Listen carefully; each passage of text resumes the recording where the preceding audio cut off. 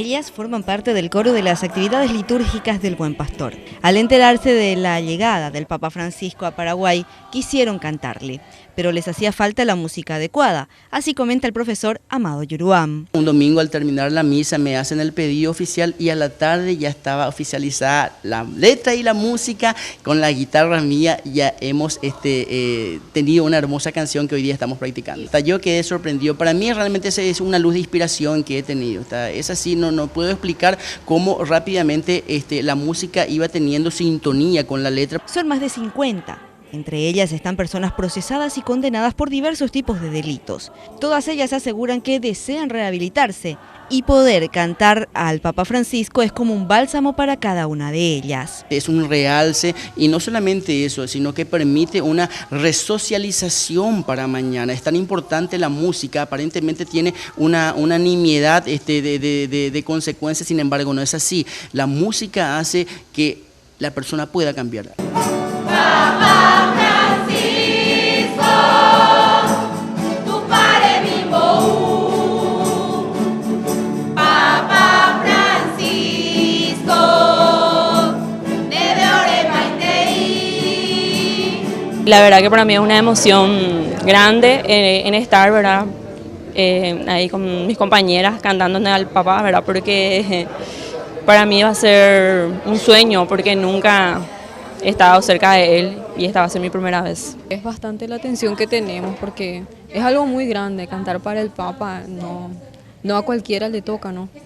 Y muy nerviosas, rezando todos los días para que todo nos salga bien. La emoción está a flor de piel. Las prácticas diarias son el mejor momento para ellas. Terminar las tareas correspondientes para poder reunirse en la capilla de la correccional es la meta todos los días. Hasta hace unas semanas solo las motivaba la fe y la esperanza de que el pontífice las escuchara, pues en la agenda oficial no figuraba una parada en el penal.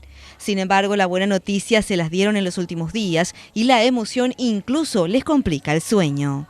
Para algo Dios nos mandó aquí y para mí es un orgullo, un privilegio, no sé, una bendición que a veces me despierto de noche y no puedo dormir porque pienso lo que va a pasar y que nosotros vamos a demostrar también que somos valientes, que tenemos muchas cosas para contar, para decir, a veces no tenemos palabras. Ellas saben del afecto de Francisco hacia la mujer paraguaya. Con mucha emoción recuerdan las palabras del pontífice.